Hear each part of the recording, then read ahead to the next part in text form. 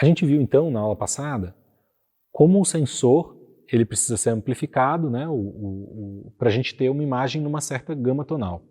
Agora, isso é só o começo da conversa, porque a gente vai precisar ter uma imagem que seja visível dentro de um espaço, que a gente chama de espaço de cor, que o nosso olho consegue enxergar. Então, o que acontece?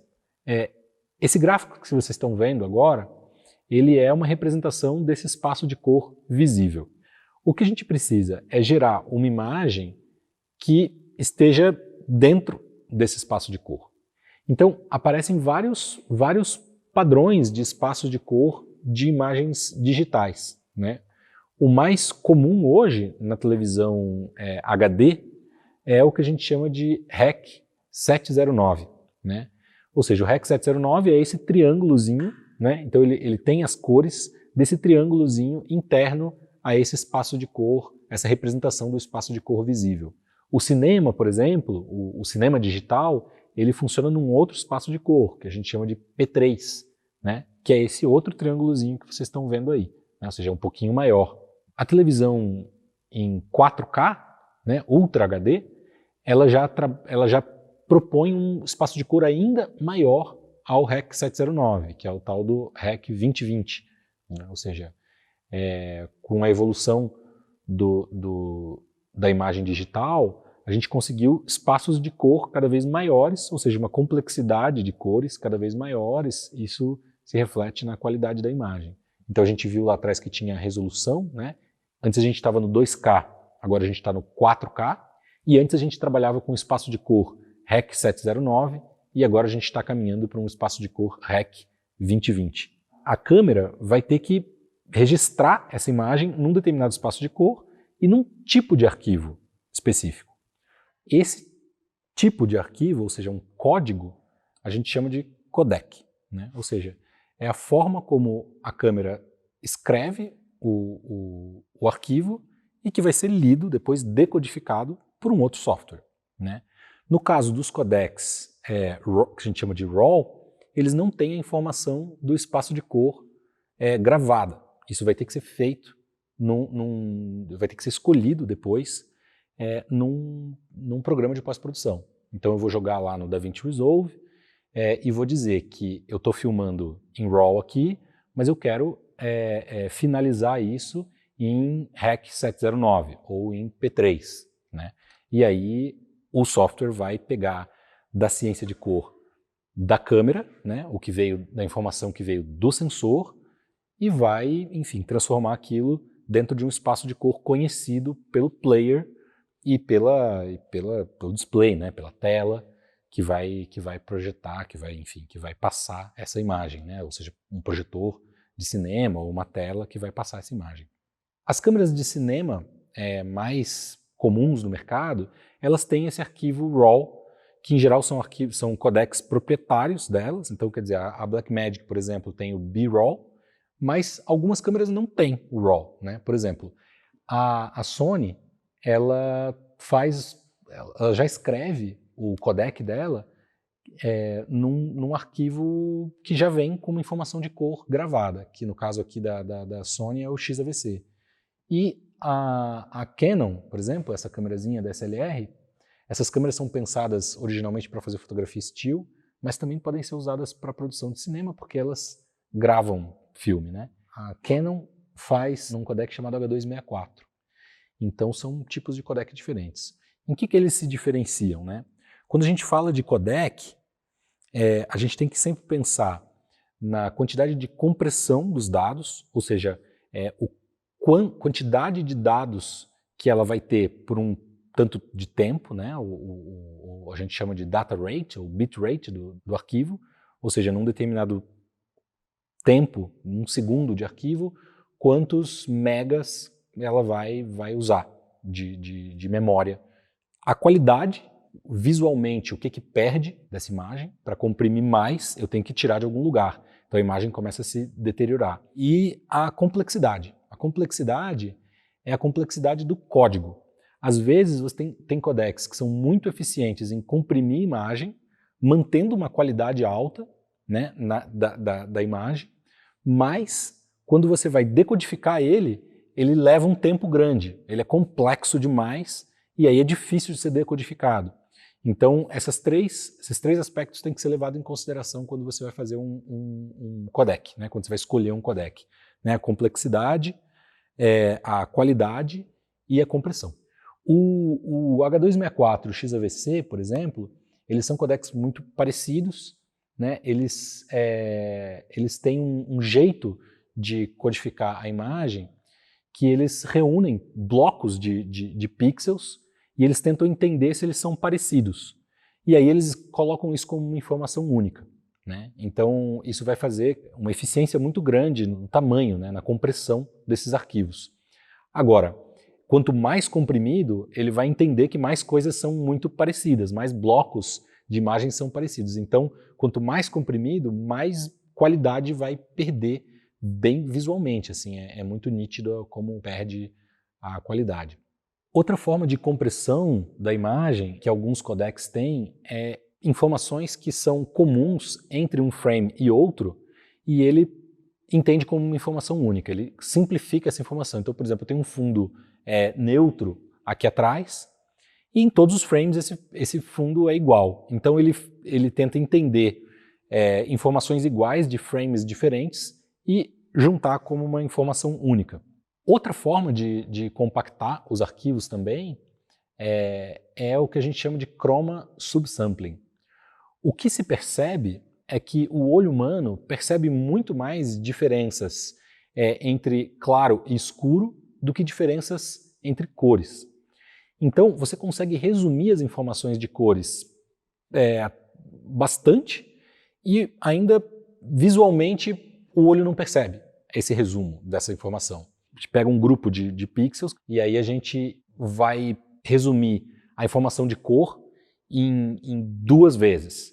Então eu consigo ter a metade das cores que de fato existem e ainda assim o olho não percebe tanto, né? Então, por exemplo, eu posso escolher nessa câmera aqui, na Blackmagic, no menu dela, ao invés de fotografar em RAW, eu posso escolher fotografar aqui no menu Apple ProRes, que é um codec que tem um chroma subsampling de 422. Nessa aqui, eu tenho os codecs, tanto o XAVC quanto o H264 dessa aqui, eles são 420. Então, como a gente vê no gráfico aí, né, num chroma subsampling de 444, eu não perco informação nenhuma, né? No 422, eu já transformo a metade das informações de cor, eu perco a metade das informações de cor, né? E no 420, eu já tenho 1/4 das informações de cor, né? Então, é bastante compressão cromática que a gente tem no chroma subsampling. Ainda assim, visualmente, é razoável, a gente consegue se virar bem, assim. O grande problema desses codecs que já tem uma informação de cor gravada neles é quando a gente vai para pós-produção, né? Ou seja, aqui, se eu vou finalizar para cinema ou se eu vou finalizar para televisão, eu posso escolher isso na pós-produção e aí eu posso finalizar uma cópia do filme para cinema, outra cópia do filme para televisão, eu posso tratar, eu tenho muito mais flexibilidade no tratamento para puxar coisas mais escuras, mais claras da imagem e equilibrar isso na pós-produção, porque eu não tenho essas informações gravadas no arquivo. Como aqui já está gravado e eu tenho compressões grandes cromáticas, qualquer alteração que eu faça na pós-produção vai aparecer, ou seja, vai vir ruído, porque eu não tenho informação a mais, né? Quanto menos compressão, mais significa que, bom, às vezes eu tenho informação que está ali e visualmente eu não consigo nem ver essa informação, mas ela está lá. Então eu consigo puxar coisas que estão para cima das zonas claras, eu consigo trazer para baixo, coisas que aparentemente são completamente escuras eu consigo trazer. Então eu tenho muito mais flexibilidade quando eu trabalho com arquivos menos comprimidos e com arquivos que tenham menos informações de cor gravadas, né? Ou seja, com os arquivos RAW. Vamos ver aqui na Pocket, na Blackmagic Pocket Cinema Camera 6K, as opções que a gente tem aqui de codec, né? Então a gente vai ter aqui no menu, a gente vai ali no Record, E aí a gente tem duas opções primeiras, que é o B-RAW, né, o Blackmagic RAW, e o ProRes. No Blackmagic RAW, a gente tem opções de Constant Bitrate, Constant Quality, depois tem 3:1, 5:1, 8:1 e 12:1. No Constant Bitrate, a gente consegue optar pelo 3:1, 5:1, 8:1, 12:1. Se a gente vai para o Constant Quality, a gente tem Q0 e Q5. O que acontece? No Constant Bitrate, ele mantém uma taxa de dados padrão em todo momento, todo o tempo que eu estou gravando. Quando eu vou para o Constant Quality, ele usa um bitrate variável. Então ele vai alterar a compressão conforme a complexidade da imagem, qual que é a quantidade de dados que aquele frame tem. E aí você consegue ter duas opções de qualidade, essa Q0 e a Q5, que é um pouco mais comprimida. Esses são as melhores opções em termos de tamanho de imagem, ou seja, na verdade as melhores. As que têm a maior quantidade de dados, né, que a Blackmagic pode oferecer. No Constant Bitrate, as melhores no sentido de produção. Assim, eu consigo, com o 3:1, 5:1, 8:1, 12:1, é a quantidade de compressão desses dados. Todos eles são visualmente lossless, ou seja, eu não perco visualmente nada, mas eu comprimo bastante essa imagem. Eu vou aumentar a complexidade depois da descompressão, eu vou, enfim, perder algum dado ali no caminho, mas é impressionante como mesmo no 12:1, o arquivo mantém uma qualidade muito grande. Assim. Foi muito bem feito esse codec da Blackmagic. Em termos de produção, ele é muito prático, porque eu sei, se eu tenho 5:1, 12:1, eu vou ver a quantidade de dados que ele vai registrar num período de tempo e eu consigo calcular a quantidade de HDs, por exemplo, que eu vou usar numa produção inteira. Se eu sei quanto tempo que eu vou filmar por dia, e eu sei que eu vou filmar tantos dias, eu sei quanto de HD que eu vou precisar no final das filmagens para...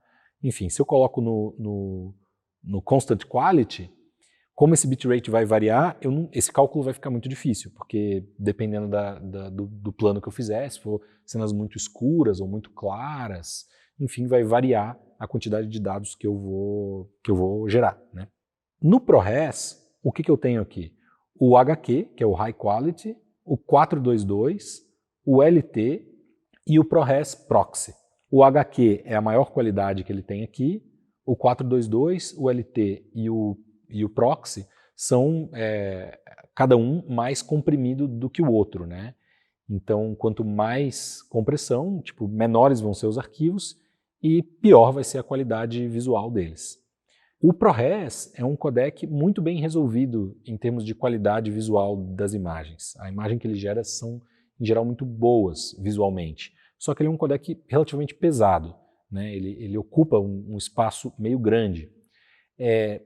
Tão grande que às vezes eu me pergunto se vale a pena usar o ProRes, já que eu consigo, com o Blackmagic RAW em 12:1, por exemplo, conseguir um arquivo ainda menor do que o ProRes 422 e com uma qualidade melhor e com uma margem de trabalho em pós-produção maior. Para mim só faz sentido usar o ProRes, no caso aqui da Blackmagic, quando eu já tenho que soltar essa imagem sem passar por muito processo de pós-produção. Aí faria pouco sentido eu usar o ProRes. Diferente de quando eu filmo com essas câmeras, que eu não tenho muita opção. Eu tenho que já usar um formato compactado, e aí não tem jeito, eu não posso optar em fotografar em RAW com essas câmeras. Então eu vou, em geral, usar a menor compressão do XAVC ou a menor compressão do H264 e é isso aí, né? E vamos filmar com o que tem, né?